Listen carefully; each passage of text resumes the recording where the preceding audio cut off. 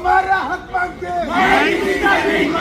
इस वक्त ऑलमोस्ट 3 बज रहे हैं। तो 90 बच्चों के लिए सिर्फ एक वॉशरूम है, सिर्फ और सिर्फ एक वॉशरूम। डस्टबिन किसी के पास उपलब्ध ही नहीं है, लाइट का इशू है, कैमरा का इशू है। पूरे हॉस्टल में मिला के सिर्फ और सिर्फ एक वाटर प्यूरिफायर है। जो आहार मिलता है वो हेल्दी नहीं है, वो हम खा के खुद बीमार पड़ रहे हैं। किडनी स्टोन हुआ है बहुत लोगों को, तो टाइफाइड हुआ है, खुद को डेंगू हुआ है। मुझे खुद मैं साइक्लोफॉर्म की गोलियां लेता हूँ जो पेट के लिए होती है। तो आगे कोई मर गया तब ये जागेंगे क्या? प्रशासन कब जागने वाला है कि अब मैं मर गया उस दिन बाद? मतलब आपके पास कोई भी बेसिक कम्युनिटीज अवेलेबल नहीं? कोई कुछ नहीं है। नल टूटे हुए हैं, वॉशिंग बेसिन में जो टैप होता है उसमें से लीकेज हो रहा है पानी।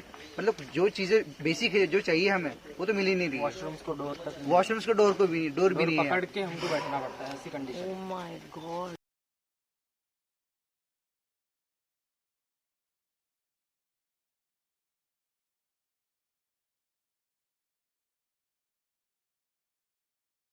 हाय, अब अवनी आ रहे हैं और आप देख रहे हैं नागपुर टुडे।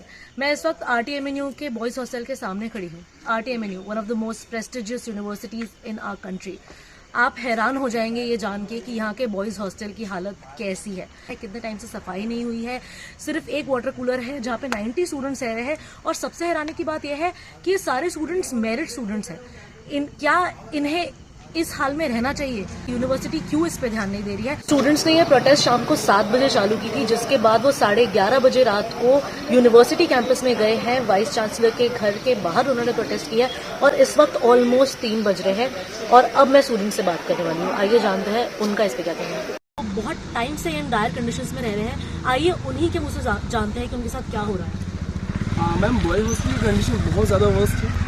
पहली बात तो ये है, बॉयज हॉस्टल में टोटल जो हमारी मेन बिल्डिंग है जिसको लॉ बिल्डिंग बोलते हैं, वहाँ पे नियरली 90 बच्चे रहते हैं और 90 बच्चों के लिए सिर्फ एक वॉशरूम है, सिर्फ और सिर्फ एक वॉशरूम।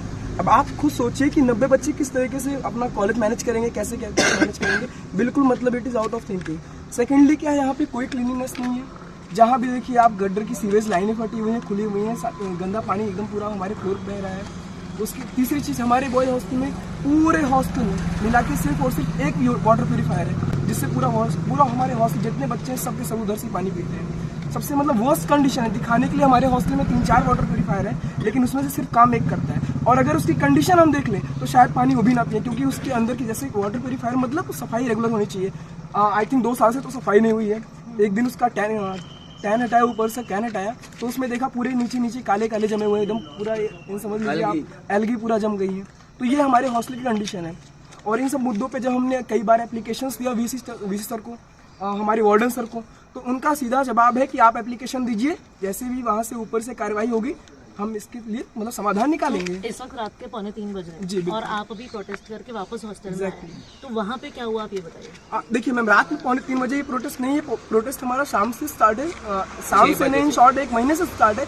न जाने कितने बच्चों को डेंगू हो गया, घर जा रहे हैं, कॉलेज मिस हो रहा है, सारी प्रॉब्लम सफर कर रहे हैं। जब से कोरोना खत्म हुआ है तब से ये कंडीशंस चल रही हैं और ये एप्लीकेशन तब से दी जा रही है।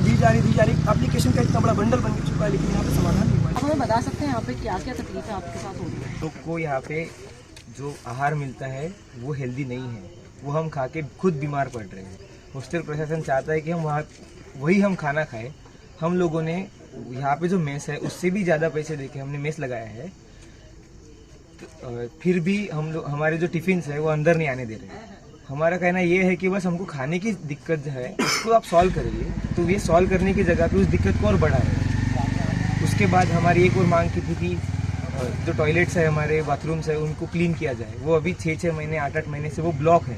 तो ब्लॉक है तो ऐसा तो ब्लॉक नहीं है कि ऐसा कोई ब्लॉक नहीं रहता कि वो साफ नहीं हो सकता। तीसरी समस्या है कि पीने का पानी यहाँ पे उपलब्ध नहीं है। जो हम पानी पी रहे हैं वो बिल्कुल साफ नहीं है। हमने यहाँ पे पीएच टेस्ट करवाए, बाहर जाके जो लेबोरेटरीज होते हैं उसमें जाके करवाए। उन्होंने भी कहा है कि ये पानी आप नहीं पी सकते। टिफिन अंदर क्यों नहीं आने दिया जा रहा है, उसमें क्या प्रॉब्लम है? इनका कहना ये है कि टिफिन अंदर आएगा तो टिफिन वाले के साथ आपकी सिक्योरिटी ब्रीच हो जाएगी। आपने जैसे बताया कि टिफिन को अंदर नहीं आने दे रहे हैं, सिक्योरिटी ब्रीच बोला जा रहा है। तो अंदर जैसे आप बता रहे हैं इतना अनसेफ एनवायरनमेंट है, खाना भी सेफ नहीं है, पानी का पीएच आप बोल रहे हैं बिगड़ा हुआ है, जिससे स्टूडेंट्स की तबीयत खराब हो रही है।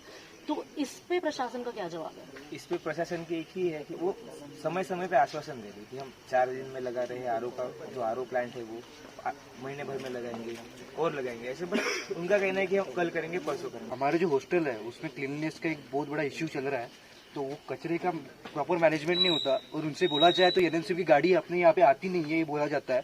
और ये जो कचरा है ना, वो हॉस्टल के पीछे जो जगह है वहाँ पे जलाया जाता है। बहुत सारी ऐसी बोतल है जो आक्षेप आ रहा है कि आप बोल भी नहीं सकते, ऐसे बोल सकते अल्कोहल की बोतल वहाँ पे पड़ी रहती है, मगर ये उठाते नहीं है कोई। ठीक है, तो इनको यही कहना है कि भाई आप आओ एक बार देखो। विजी साहब से ये भी बात करनी है कि आप एक बार देखिए कि हम कैसे रह रहे हैं। इस वर्स्ट कंडीशन में हम रहेंगे तो हमको किडनी स्टोन हुआ है बहुत लोगों को, तो टाइफाइड हुआ है, खुद को डेंगू हुआ है। मुझे खुद, मैं साइक्लोफॉर्म की गोलियां लेता हूँ जो पेट के लिए होती है, अलग अलग गोलियां हैं। तो ये इश्यूज आप अब पहले आप सॉल्व करें, बाद में बाकी चीजों पर ध्यान दें। हमें सप्रेस करने से जगह हमारी दिक्कतें सॉल्व करें, ये बात बोलनी है इस हिसाब से। तो वो तब से सुन नहीं रहे हमारे साथ। 1.5 साल से संघर्ष जारी है। अभी तक हमने बहुत सारे एप्लीकेशन दे चुके हैं, हर एक जाता है। उनका कहना है कि आपका सिस्टम अंडर आना चाहिए। सिस्टम अंडर जब जाता है वो सप्रेस कर देते हैं, वो बोलते हैं कि आपके मांगे गलत है। तो ये बात तो है नहीं। कभी कभार तो बीसी साहब तो भाग भी जाते हैं कि आपकी बातें ही नहीं सुननी।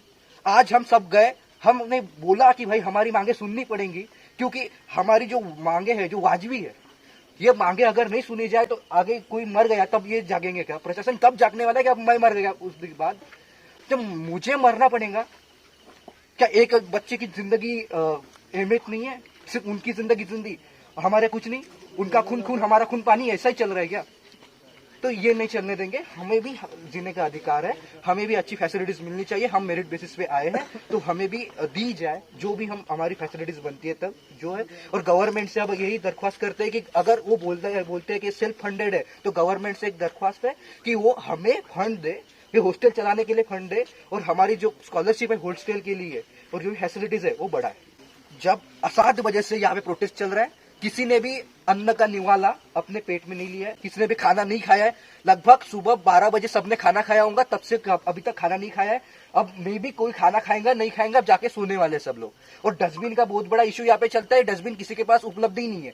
लाइट का इशू है, कैमरा का इशू है, जो सिक्योरिटी इशू नहीं लगता है इनको। सिर्फ इतना ही लगता है कि टिफिन वाला अंदर आएगा तो ही सिक्योरिटी ब्रीच होंगी। कैमरा का इशू कब के सॉल्व ही नहीं हुआ। इंटरनेट का इशू होता है, वो भी सॉल्व नहीं हुआ। मतलब आपके पास कोई भी बेसिक कम्युनिटीज अवेलेबल नहीं? कोई कुछ नहीं है। बेसलेस उनको लगता है होके भी यहाँ पे वाईफाई की सुविधा नहीं है। पहली बार वाईफाई की सुविधा भी नहीं है यहाँ पे। सोलर पैनल्स लगे तो उससे गर्म पानी भी नहीं आ रहा है। नल टूटे हुए हैं। वॉशिंग बेसिन में जो टैप होता है उसमें से लीकेज हो रहा है पानी। मतलब जो चीजें बेसिक है जो चाहिए हमें वो तो मिल ही नहीं रही। वॉशरूम्स को डोर भी नहीं है। पकड़ के हमको बैठना पड़ता है ऐसी कंडीशन। Oh my God.